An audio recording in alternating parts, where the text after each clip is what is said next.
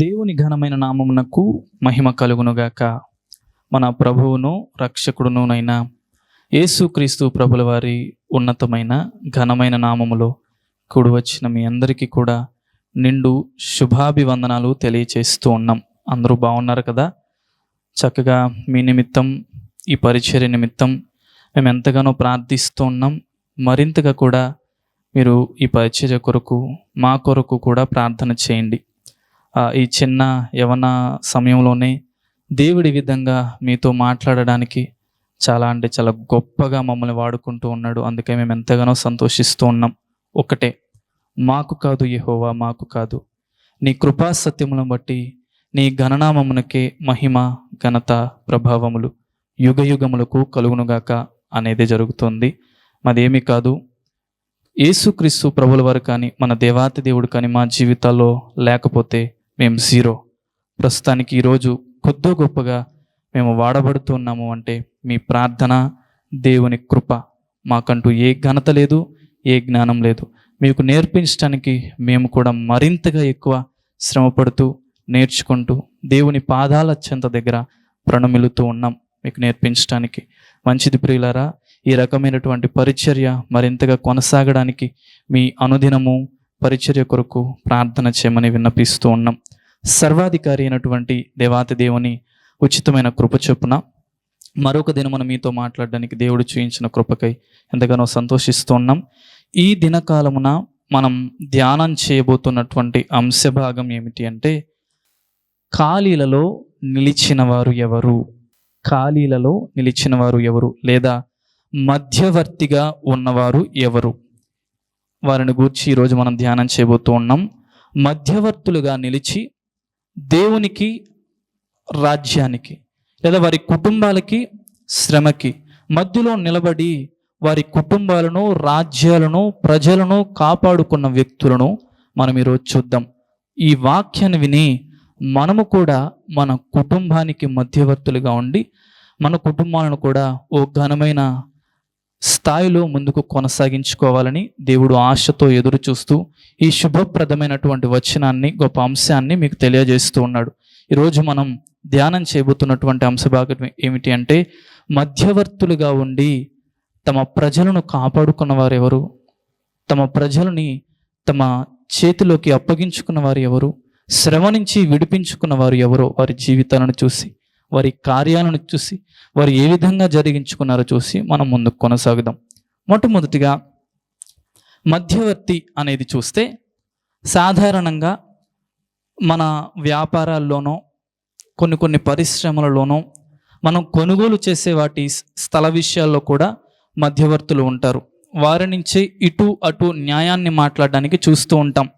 వారి వలన ఉపయోగం చాలా ఉంది. ఒకవేళ మధ్యవర్తి లేకపోతే మోసాలు జరుగుతూ ఉన్నాయి కూడా. అట్లని మధ్యవర్తుల వలనే మోసపోయిన వారు కూడా చాలామంది ఉన్నారు. అవునా కాదా? ఇప్పటి వరకు వాక్యం చూస్తున్న వారు మీలో కూడా చాలామంది మోసపోయే ఉంటారు మధ్యవర్తులు. అయితే ప్రపంచానికి, ప్రపంచ దేశాలకి మధ్యన కొన్ని నావికా దళాలు, వీటన్నిటికీ యుద్ధ వాతావరణాన్ని అణిచివేయడానికి కొంతమంది మధ్యవర్తులు ఉంటారు. ఈ ప్రపంచంలో WHO, వరల్డ్ హెల్త్ ఆర్గనైజేషన్ సంస్థలు లాంటివి ప్రపంచంలో వస్తున్నటువంటి భయంకరమైన విపత్తును తొలగించుకోవడానికి మధ్యవర్తిగా నిర్వర్తిస్తూ, తమ యొక్క విధులను నిర్వహిస్తూ, జాగ్రత్తగా కాపాడుకొనిచ్చు ఈ ప్రపంచాన్ని చక్కగా తీర్చిదిద్దుతూ ఉంటుంది. వీరందరి వలన చాలా ఉపయోగం. అయితే పరిశుద్ధ గ్రంథంలో కూడా అలానే మధ్యవర్తులులా నిలిచి తమ కుటుంబాలను, ప్రజలను, రాజ్యాలను కాపాడుకున్నవారు చాలామంది ఉన్నారు. వారిలో కొంతమందిని చూసి మనము కూడా వారి యొక్క లక్షణాలను పెంపొందింపు చేసుకుని మన జీవితాలను కూడా కాపాడుకుందాం, మన కుటుంబాలను కూడా కాపాడుకుందాం. మొట్టమొదటి వ్యక్తిగా ఆదికాండం 18వ అధ్యాయము 23 నుంచి 33 వచనములు గల వాక్యమును చదువుకుందాం. ఆదికాండము 18వ అధ్యాయము 23వ వచనం గల వాక్యమును చదువుకుందాం. ఆదికాండము 18వ అధ్యాయము 23వ వచనం గల వాక్యమును చూద్దాం. అప్పుడు అబ్రహాము సమీపించి ఇట్లా నేను దుష్టులతో కూడా నీతిమంతులను నాశనము చేయుదువా. చాలు, తర్వాత మళ్ళీ చదివిస్తాను. ఈ 18వ అధ్యాయానికి మనకు వస్తే, ఈ 18వ అధ్యాయంలో ఓ 2 అద్భుతమైనటువంటి కార్యాలను, ఒకటేమో తమ యొక్క భార్య అయినటువంటి శారా గారికి గర్భఫల విషయమై దేవుడి వాగ్దానాన్ని చూస్తాం. రెండవదిగా తమ కుటుంబస్థుడైనటువంటి లోతు సొదొమ గొమొర్రా పట్టణంలో జీవిస్తూ ఉన్నాడు. ఆ సొదొమ గొమొర్రా పట్టణం యొక్క పాపపు మొర దేవుని వరకు వినిపించి దాన్ని నాశనం చేయడానికి దేవుడు పన్నాగం పండి అనుకుని వస్తాడు. నా కుమారుడు నాకు సమీపంగా ఉన్నటువంటి అబ్రహాముకి ఈ విషయం తెలియకుండా నేను చెప్తానా, తన కుటుంబస్తుడు ఉన్నాడు కదా అని విషయం చెప్తే ఆ సొదొమ గొమొర్రా పట్టణానికి ఇటు దేవుని వినాశనానికి మధ్యవర్తిగా అబ్రహాము నిలుచొని తన కుటుంబమైనటువంటి లోతు కుటుంబాన్ని కాపాడుకున్నాడు. అసలు సొదొమ గొమొర్రా పట్టణం యొక్క పాపం ఎలా ఉందో మనం మాట్లాడుకుందాం. వాస్తవానికి ఈనాడు ప్రపంచంలో మగజాతి ఆడజాతే కదా, అవుననుకుంటున్నారా? కానే కాదు. మగజాతితో పాటు ఆడజాతితో పాటు ఇంకా కొన్ని జాతులు ఉన్నాయి. షీమేల్ అని, గేస్ అని, ట్రాన్స్జెండర్స్ అని, ఇంకా చాలామంది ఉన్నారు. ఈ రకంగా పిలువబడేవారు ఇప్పుడు మన కంటికి కనిపిస్తున్నారు. గేస్ మగవారిగానే ఉంటారు కానీ పురుషులతో వారు ఉండాలని ఎక్కువగా కోరుకునేవారు గేస్ అంటాం. షీమేల్స్ అంటే మగత్వానికి సంబంధించినవి అన్నీ ఉంటాయి, కానీ ఆడవారికి సంబంధించినటువంటి అవయవ దారుఢ్యం అంతా ఉంటుంది. వీటి గురించి మనం మాట్లాడుకోవడం ఎందుకు, కానీ ఈరోజు ఎక్కువగా మనం చూస్తూ ఉన్నాం లెస్బియన్స్ని, గేస్ని, ట్రాన్స్జెండర్స్ని, వీళ్ళందరినీ చూస్తూ ఉన్నాం. చాలా ఎక్కువగా వీరు పెరిగిపోతూ ఉన్నారు. ఒకరు హార్మోన్ డిజార్డర్స్ వలన జరిగేవారు కొంతమంది అయితే, ధనము కొరకు, వ్యాపారం కొరకు, తన శరీరాన్ని నమ్ముకోవడానికి కొరకు తనకు తాను అలా మార్చుకుంటున్న వారు కూడా చాలామంది. అయితే ఇది ఎందుకు చెప్తున్నాను అంటే, వీరందరికీ పుట్టుక ఎక్కడంటే సొదొమ గొమొర్రా పట్టణం నుంచి ప్రారంభమైంది. వారు అసలు చిన్న పాపమని కానీ చిన్న పిన్న పెద్ద అసలు ఏమీ లేకుండా ఘోరాతి ఘోరమైనటువంటి పాపాలు చేస్తూ ఉన్నారు. పురుషులు కలయిక, స్త్రీలు ఎంతో చెప్పడానికి కూడా మనకు మాటలు రానంత పాపం అనేది విచ్చలవిడిగా ఎక్కువైపోయింది. ఇలాంటి దాన్ని దేవుడు చూసి దీనిని నాశనం చేయాలని ఎంచుకున్నాడు. కానీ అక్కడ లోతు కుటుంబం ఉంది కాబట్టి అబ్రహాముకి విషయం చెప్పాడు. అప్పుడు మాట్లాడుతున్నాడు, సమీపించి అనగా దేవునికి దగ్గరగా ఉండి, తండ్రి, నీతిమంతులు కొంతమంది అయినా సరే ఉంటే అక్కడ మీరు నాశనం చేయకోకుండా ఆపుతారా? ఒక్క నీతిమంతుడున్నా సరే. చివరికి అతను మాట్లాడుతూ ఉంటాడు, ఒక 50 మంది నీతిమంతులు ఉంటే కాపాడుతావా? ఓకే మోషే, కాపాడుతాను. ఎందుకో 50 మంది ఉంటారో లేదో నాకైతే అనుమానంగా ఉంది, కానీ 45 మంది ఉంటే అయితే అయినా ఓకే, ఖచ్చితంగా కాపాడుతాను. దుమ్ము వంటి వాడను, ధూళి వంటి వాడను, అడగడానికి నేను కొంత సాహసమే చేస్తూ ఉన్నాను, కానీ 30 మంది ఉంటే రక్షిస్తావా, నాశనం నుంచి తప్పిస్తావా అని అడిగితే ఓకే అబ్రహాం, ఖచ్చితంగా చేస్తాను. 50 నుంచి 45కి, 45 నుంచి 30కి వచ్చారు. నీతిమంతులు అంతమంది ఉంటారో లేదో కూడా తెలియని గజిబిజి గందరగోళంలో ఉన్నాడు అబ్రహాం. అయినా సరే మరలా సాహసం చేసి మాట్లాడుతున్నాడు, 20 మంది ఉంటే కూడా రక్షిస్తావా? ఖచ్చితంగా రక్షిస్తాను అబ్రహాం. మరలా సమీపంగా అట్లానే ఉండి, తండ్రి, అంతమంది ఉంటారో లేదో కూడా నాకు తెలియదు, కానీ నా కుటుంబమైనటువంటి లోతు కుటుంబం ఉంది కదా, చివరికి 10 మంది ఉన్నా సరే రక్షిస్తావా? ఖచ్చితంగా రక్షిస్తాను. ఇలా దేవునితో పెనుగులాడుతూ సమీపముగా ఉండి మాట్లాడుతూ అగ్ని గంధకముల చేత పాపపునకు పుట్టులుగా ఉన్నటువంటి ఆ సొదొమ గొమొర్రా పట్టణంలో నుంచి, నాశనం అవుతున్న ప్రజల్లో నుంచి తన కుటుంబమైనటువంటి లోతు కుటుంబాన్ని తన దగ్గరికి చేర్చుకోగలిగాడు. తమ బ్రతుకులను బ్రతికించగలిగాడు. ఎందువలన? మధ్యవర్తిగా ఉండి దేవునితో పెనుగులాడడం వలన తమ కుటుంబాన్ని కాపాడుకున్నాడు. ఈరోజు మన కుటుంబాల్లో కూడా ఈ రకమైనటువంటి పాపాల్లో మునిగిపోతూ, ఈ రకమైనటువంటి కార్యాలలో నలిగిపోతూ ఉండి కూడా మీ కళ్ళకి కనిపిస్తున్నవారు చాలామంది. వారి కొరకు మీ ప్రయాస, మీరు వారి కొరకు మధ్యవర్తులుగా నిలబడాలని దేవుడు కోరుకుంటూ ఉన్నాడు. వారి జీవనార్థమై వారి బ్రతుకులు మార్చబడులాగున మీరందరూ వారికి మధ్యవర్తులుగా నిలబడాలని దేవుడు కోరుకుంటూ ఉన్నాడు. మొట్టమొదటిగా చూసాం, సొదొమ గొమొర్రా పట్టణంలో లోతు దేవుడు చేసే నాశనానికి మధ్యవర్తిగా ఉండి తన కుటుంబాన్ని కాపాడుకున్నాడు. రెండవ వ్యక్తిగా కూడా చూద్దాం.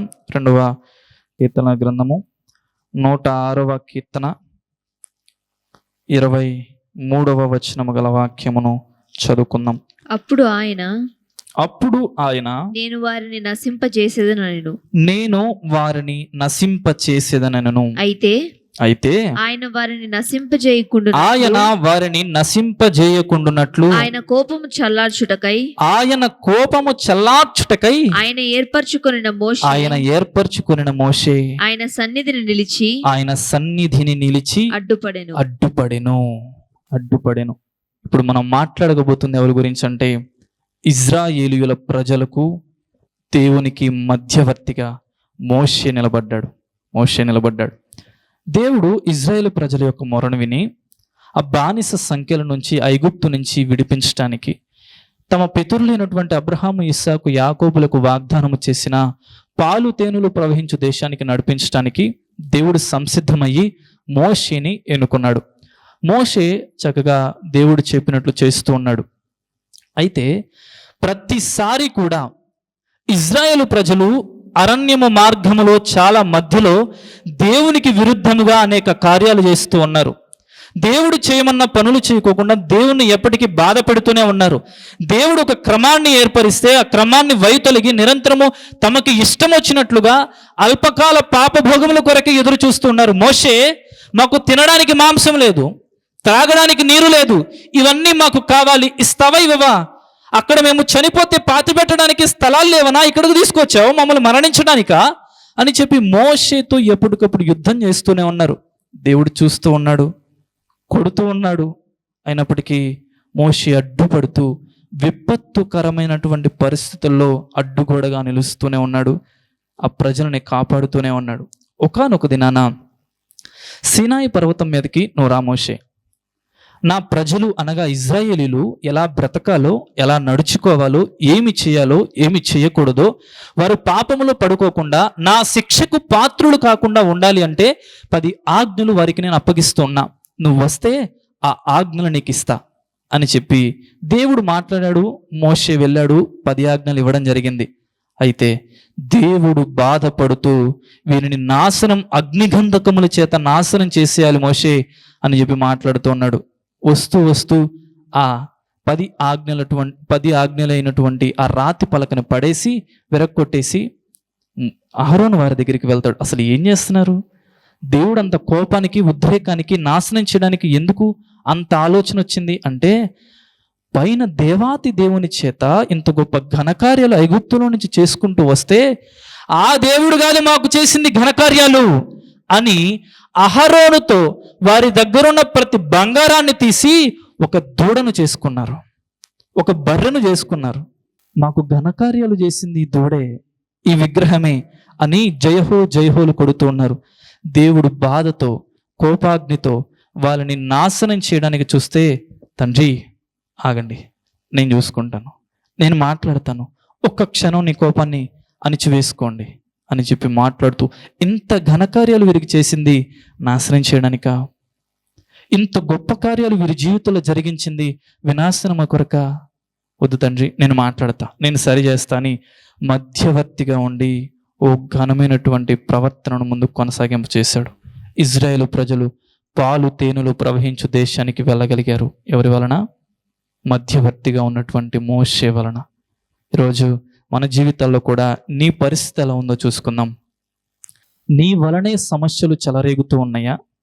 నీ వలనే ప్రతి సమస్య పుడుతూ ఉందా? ఒకవేళ మన కుటుంబాల్లోనో, మన సంఘాల్లోనో, మన ఊరిలోనో చెలరేగుతున్నటువంటి సమస్యలకి ప్రతి పరిష్కారం నువ్వే చేయగలిగే మధ్యవర్తిగా ఉన్నావా? ప్రతి ఒక్క సమస్యను నీవే పుట్టిస్తున్నావా? చూసుకోండి ఒకసారి.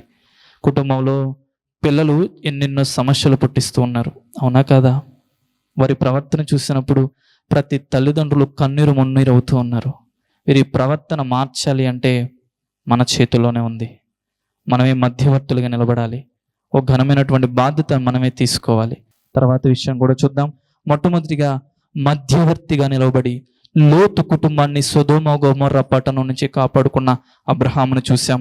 రెండవదిగా ఇజ్రాయేలీయులకు వారు చేసిన అతిక్రమములకు వస్తున్న శాపానికి దేవునికి అనగా ఇజ్రాయేలుకి దేవునికి మధ్యన ఈ మోషే నిలబడ్డాడు, తన ప్రజలందరినీ కాపాడుకున్నాడు. మూడవదిగా కూడా చూద్దాం. ఎస్తేరు గ్రంథము 4వ అధ్యాయము 16వ వచనం గల వాక్యమును చూద్దాం.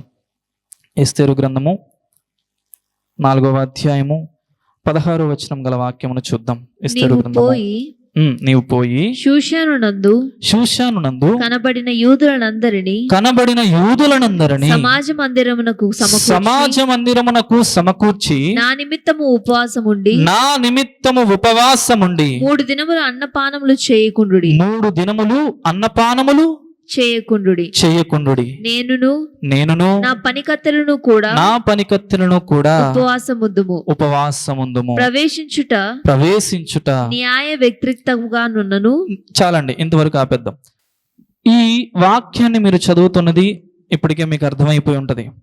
ఈ ఎస్తేరు మొర్దెకై చాలా గొప్ప భక్తిపరుడుగా జీవిస్తున్నటువంటి క్రమేణా హామాను అనే ఒక వ్యక్తి, ఆ రాజ్యానికి ఉన్నటువంటి వ్యక్తి, మంత్రిగా ఉన్నటువంటి వ్యక్తికి మనవాడు సాగిల పడలేదని ఉద్రేకుడై ఆ మొర్దెకై అనే ఒక్కని వ్యక్తిని చంపేస్తే సులువే, మొర్దెకైని చంపేస్తే ఈజీగా పని అయిపోతుంది. కానీ కాదు, అక్కడ ఉన్నటువంటి రాజు అర్తహషస్త అనే రాజుకి వెళ్ళి చెప్తూ, ఇక్కడ ఒక వ్యక్తి ఉన్నాడు, యూదులు మాత్రం మన రాజ్యంలో ఉన్నటువంటి రాజరికపు వ్యవస్థకి వ్యతిరేకంగా బ్రతుకుతున్నారు, మనకి సాగిల పడడం లేదు, వారు కొన్ని ఆచారాలని కొన్నిటిని నియమ నిబంధనలను పాటిస్తూ ఉన్నారు, మనకి మొక్కరట అని లేనిపోనివన్నీ చెప్పి ఏం చేద్దాం అంటే వారి యొక్క రాజ్యంలో ఉన్న ప్రతి ఒక్క వారిని చంపేద్దాం, యోధా రాజ్యంలో యోధా ప్రజలందరినీ మనం కూడా కఠినాతి కఠినంగా హింసించి చంపేద్దాం అని ఓ పన్నాగం పండి ఓ ఆర్డర్ పాస్ చేసుకొని తీసుకువెళ్తాడు. ఒక వ్యక్తి అండి, దేవునికి తప్పించి నేను ఎవరికి సాగిలపడను అనుకుని చక్కగా భక్తితో ముందు కొనసాగుతుంటే అతని ఒక్క వ్యక్తికి శిక్ష రాకుండా రాజ్యం మొత్తానికి శిక్ష వస్తూ ఉంటే ఎస్తేరు మధ్యవర్తిగా నిలబడి ఉపవాసముండి అన్నపానములను మానివేసి మధ్యవర్తిగా ప్రార్థన చేస్తూ ఉంది, కన్నీరు కారుస్తూ ఉంది. మధ్యవర్తిగా నిలబడి ఎవడైతే ఆర్డర్స్ పాస్ చేయించుకుని నాశనం చేద్దాం అనుకున్నాడు వాడే ఆ రాజు చేత ఒక ఆర్డర్ వచ్చింది. ఏమని సూసైడ్ అంటే ఉరివేసి చంపేసే దానికి వెళ్ళిపోయిన ఆర్డర్. దేవునికి వ్యతిరేకంగా చేసిన ప్రతి క్రియలు కూడా లయమైపోతాయి. ఇక్కడ మధ్యవర్తిగా ఉండి ఉపవాసం ఉండి కన్నీరు కార్చి తమ ప్రజలను కాపాడుకున్న వ్యక్తి ఎవరు? ఎస్తేరు జీవితాన్ని చూస్తాం. ఒక ఆడపిల్ల, ఒక రాణి. ఈరోజు ఆడ స్త్రీలుగా ఉన్న మీరు మీ బిడ్డలకి మొట్టమొదటిగా గొప్ప లెసన్ని మధ్యవర్తులుగా ఉండాల్సిన వారు ఎవరో తెలుసా? మీరే. ఈ ప్రపంచంలో బిడ్డలను గొప్పగా తయారు చేసే బాధ్యత ఎవరో తెలుసా? స్త్రీలదే. ఎంతో మంది పిల్లలు చెడిపోతున్నటువంటి కారణాలు ఏమిటి అంటే తల్లిదండ్రుల యొక్క మధ్యవర్తులుగా నిలవబడి ఒక బాధ్యతను తీసుకోకపోవడం వలనే, ఓ మంచి లక్షణాలు నేర్పకపోవడం వలనే. కానీ ఇక్కడ ఒక రాణి, ఒక స్త్రీ తమ రాజ్యాన్ని మొత్తాన్ని మధ్యవర్తిగా ఉండి కాపాడుకుంది. ఎంత గొప్ప విషయం! మన కుటుంబాలను మనం మార్చుకోలేమా? మన పిల్లలు మన మాటను కాక ఎవరి మాట వింటారు? మనము కూడా ఉపవాసం ఉండి, ఇప్పటికే మీ బిడ్డలు చెడిపోయి ఉన్నారేమో, నా బిడ్డ నాకు ముద్దు అనుకుంటావు, కానీ తెలియకుండా ఎన్నెన్నో జరుగుతాయి. మీరు గమనించుకోకుండా, పరిశీలన చేయకోకుండా కళ్ళు మూసుకున్నట్లయితే ఖచ్చితంగా నష్టం తప్పదమ్మా. మీరు ఈ క్షణమే మీ బిడ్డలపైన ఒక మధ్యవర్తిగా ఉండి, వారి జీవితం పాపంలో ఉందా, ఆ పాపానికి నీ బిడ్డ బ్రతుకుకు మధ్యవర్తిగా ఉండు. వారి శరీర కోరికలకి నీ బిడ్డకి మధ్యవర్తిగా ఉండు. వారు చెడిపోతున్న దానికి, కోరికలకి నీ బిడ్డకి మధ్యవర్తిగా ఉండి నీ బిడ్డలను నీవు కాపాడుకోకపోతే వినాశనం తప్పదు, బాధ పడడం ఖచ్చితంగా ఉంటుంది. చూసాం ఈరోజు మధ్యవర్తులుగా మొట్టమొదటిగా నిలిచిన వారు ఎవరంటే, సొదొమ గొమొర్రా పట్టణం యొక్క వినాశనానికి దేవుడికి మధ్యలో అబ్రహాం నిలబడ్డాడు. రెండవదిగా మనం చూస్తే ఇజ్రాయేలుల కొరకు మోషే నిలబడ్డాడు, యూదుల కొరకు ఎస్తేరు నిలబడింది. చివరిగా చూద్దాం, లూకా సువార్త 23వ అధ్యాయము 34వ వచనం గల వాక్యమును చూద్దాం. లూకా సువార్త 23వ అధ్యాయము 34వ వచనం గల వాక్యమును చూద్దాం. 23:34 గల వాక్యమును చూద్దాం. యేసు తండ్రి తండ్రి వీరేమి చేయుచున్నారో వీరేమి చేయుచున్నారో వీరెరుగరు గనుక వీరిని క్షమించమని చెప్పెను. వారు చాలు. తండ్రి వీరు ఏమి చేయుచున్నారో వీరు ఎరుగరు గనుక వీరిని క్షమించుడి అని మనకి దేవునికి మధ్యవర్తిగా చివరిగా యేసు క్రీస్తు ప్రభుల వారు ఉన్నారు. కాబట్టి మన జీవితాలు ఇలా ఉన్నాయి. వాస్తవానికి దేవుడు మనల్ని, తండ్రి అయిన దేవుడు ప్రేమాతి ప్రేమగా మనతో సాంగత్యం చేయడానికి, ఆయన ప్రేమను మనపై కురిపించడానికి మనల్ని సృజించుకున్నారు. అయితే ఆయన ఇచ్చినటువంటి స్వేచ్ఛయుత జీవితాన్ని నాశనం చేసుకుని పాపపు మార్గాల్లో అతిక్రమములు చేసి దేవునికి ఎడబాటుగా ఉన్నాం మనం. ఆయన్ని తండ్రి, అబ్బా, తండ్రి, నాయనా అని పిలుచుకునే ఓ గొప్ప సాంగత్యాన్ని కోల్పోయాం. ఈరోజు ఆయనకి మనకి మధ్యన పాపం అనే అడ్డు కూడా మనకి నిలుస్తూ ఉంది. ఈ పాపాన్ని తొలగించుకోవాలంటే నీతి మనకి కనపడాలి, మనలో నీతి రావాలి. ఈ నీతి యేసు క్రీస్తు ప్రభుల ద్వారా మనకు లభించింది. మధ్యవర్తిగా ఉండి ఓ తెరను తొలగించి, పాపం అనే అడ్డుగోడను తొలగించి దేవుణ్ణి మనం తండ్రి అని సంబోధిస్తూ ఆయనతో మాట్లాడడానికి, అనుసంధానం చేయడానికి, ప్రార్థించడానికి గొప్ప అవకాశం మనకు దొరికింది. ఎవరి ద్వారా అంటే మధ్యవర్తిగా ఉన్నటువంటి యేసు క్రీస్తు ప్రభుల వారి ద్వారా. ఈరోజు చివరిగా దేవుడు ఒక లేఖనాన్ని చూయిస్తూ ఉన్నాడు. దేవుడు దేని కొరకు ఎదురు చూస్తున్నాడు ఒకసారి చూసి మనం ఈ వాక్యాన్ని ముగించుకుందాం. యెహెజ్కేలు గ్రంథము 22వ అధ్యాయము 30వ వచనం గల వాక్యమును చూద్దాం.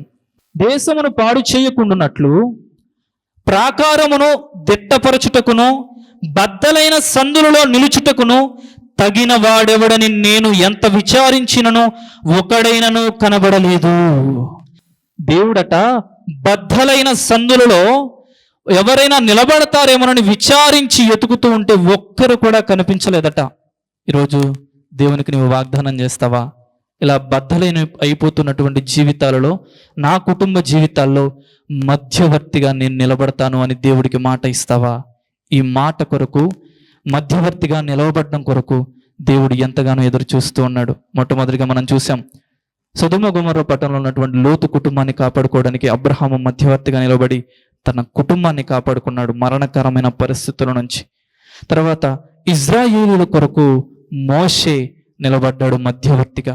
ఎన్నో అతిక్రమములు చేసిన, పాపకరమైన కార్యాలు చేసిన తండ్రి ఎదుట ఎప్పుడు విన్నపిస్తూనే కాపాడుకుంటూ వచ్చాడు మోషే. మూడవదిగా ఇజ్రాయేలీయుల కొరకు మరణ శాసనాన్ని తొలగించుకొని ఎస్తేరు యొక్క ప్రార్థన వలన, మధ్యవర్తి వలన యూదులు రక్షించబడ్డారు. ఒక మధ్యవర్తి అనే ఎస్తేరు వలన. లూకా సువార్తలో మనం చూసాం, మన పాపము దేవునికి అడ్డుగోడగా ఉంటే మనకి దేవునికి ఆ అడ్డుగోడను తొలగించి మధ్యవర్తిగా నీతిని కల్పించి దేవునికి మనకి గొప్ప సాంగత్యాన్ని కుదిర్చారు. యేసు క్రీస్తు ప్రభుల వారు మధ్యవర్తిగా. ఈరోజు దేవుడు ఎదురు చూస్తూ ఉన్నాడు. నీవు కూడా బద్దలైన సందులలో నిలబడి మీ కుటుంబాలను కట్టుకుంటావని దేవుడు ఎదురు చూస్తూ ఉన్నాడు. దేవుడు ఎదురు చూస్తున్నట్లుగా యెహెజ్కేలు సేవకుడు ద్వారా దేవుడు మాట్లాడుతున్నాడు. బద్దలైన సందులలో ఎవరు నిలవబడతారా అని నేను ఎదురు చూస్తున్నాను. నిలవబడితే వారి కుటుంబాలు కట్టడానికి నేను సంసిద్ధంగా ఉన్నా. ఇప్పుడు దేవునికి, మన కుటుంబానికి, దేవునికి, మన సంఘానికి, దేవునికి, మన యొక్క దేశానికి మధ్యవర్తులుగా మనం కూడా నిలబడి ప్రార్థన చేస్తూ, మనవి చేస్తూ బద్దలైపోతున్న జీవితాలను కట్టుకుందాం, మన జీవితాన్ని కట్టుకుందాం. ఈ రకంగా మీరు నిలవబడగలిగితే దేవుడు సంతోషించి మీ జీవితాలు కట్టడానికి సంసిద్ధంగా ఉన్నాడు. ప్రార్థనతో మనం ముగించుకుందాం. పరిశుద్ధుడా, ప్రేమ నమ్మకం కలిగిన మా తండ్రి, ఈ దినకాలమున దేవ మీరు మాతో మాట్లాడినటువంటి ఒక గొప్ప అమూల్యమైన అంశానికే మేము ఎంతగానో సంతోషిస్తూ ఉన్నాం. ఖాళీలో నిలిచిన వారు లేదా మధ్యవర్తులుగా ఉండి తమ రాజ్యాలను కాపాడుకున్నవారు ఎవరు అని మీరు మాతో మాట్లాడారు. ఈరోజు రాజ్యాలను సహితం మేము కాపాడుకోలేకపోవచ్చు, కానీ మా వ్యక్తిగత జీవితాన్ని, మా కుటుంబ జీవితాన్ని, మా బిడ్డల జీవితాన్ని, మా యొక్క తోబుట్టువుల జీవితాన్ని, మా సంఘ జీవితాలని కాపాడుకోవడానికి మేము కూడా మధ్యవర్తులులా నిలవబడడానికి సహాయం చేయండి. ఎవరు బద్దలైపోయినటువంటి సందులలో నిలవబడతారు అని మీరు విచారించి ఎదురు చూస్తూ ఉన్నారు కదా. మేము నిలబడడానికి మాకు శక్తిని దయచేసి మీ ఘనమైన నామమునకు మహిమ తెచ్చుకోమని విన్నపిస్తూ ఉన్నాం. దేవా, విత్తినటువంటి వాక్యం సారవంతమైన నేలను పడిన విత్తనము వలె నీ ప్రజల యొక్క హృదయలో నాటబడడానికి ఫలించులాగున సహాయము చేయమని యేసు నామం పేరట ప్రార్థిస్తున్నాము తండ్రి, ఆమేన్. మన ప్రభువును రక్షకుడునునైనా యేసుక్రీస్తుల వారి యొక్క ప్రశస్తమైన నామములో ప్రొద్దుటూరు పరిసర ప్రాంతాలలో ఉన్నటువంటి ఆత్మీయులైన దేవుని ప్రియబిడ్డలైన మీ అందరికీ శుభవందనములు తెలియచేయుచున్నాను. ప్రభునందు ప్రియులారా, దేవుని మహాకృపను బట్టి ప్రొద్దుటూరు ప్రాంతంలో హోమస్పేటలోని రాఘవరెడ్డి ఫంక్షన్ హాల్లో గడిచిన 2 సంవత్సరాల నుంచి జరుగుతున్న సువార్త కూడికను మార్చబడినది అని తెలియచేయుటకు సంతోషిస్తున్నాను. పైకి ఎక్కలేని అననుకూలతలో ఉన్నప్పుడు అందరము ప్రార్థన చేయగా ప్రొద్దుటూరు నడిబొడ్డున ఉన్నటువంటి ఒక స్థలమును దేవుడు మనకు లీజుకి ఇచ్చాడు. ప్రొద్దుటూరులోని గాంధీ రోడ్లో అనగా సూపర్ బజార్ రోడ్డులో కల్లూరు ప్రసాద్ రెడ్డి అనబడే ఎముకల డాక్టర్ హాస్పిటల్ ఎదురుగా ఈ సువార్త కూడిక, సాయంకాలపు సువార్త కూడికను ప్రారంభించాం. దేవునిందు ప్రియులారా, ఒక వాక్యము కొరకు మాత్రమే ఈ కూడికను ప్రారంభించాం. వాక్యము ప్రొద్దుటూరులో లేదు అని కాదు, కానీ మరింతగా దేవుని వాక్యము మీకు చేరువ చేయాలి అని ప్రతిదినము టీవీలో వింటున్నటువంటి దేవుని వాక్యాలు మీకు ఆశీర్వాదకరంగా ఉన్నాయి అని ఒక సంఘ ప్రాంత భేదము లేకోకుండా ఉదయకాలపు కొన్ని అననుకూలతలో కూడా చాలామంది ఆరాధనకు వెళ్ళలేని వారికి, దేవుని వాక్యము వినలేని వారికి ఒక సౌకర్యవంతముగా సూపర్ బజార్ రోడ్డులోని కల్లూరు ప్రసాద్ రెడ్డి హాస్పిటల్ ఎదురుగా ఒక క్రీస్తు ప్రార్థనా గృహము అనే ఒక స్థలంలో ప్రతి ఆదివారము సాయంకాలం 6 గంటల నుంచి 8:30 వరకు ఈ సువార్త కూడిక జరుగుతుంది.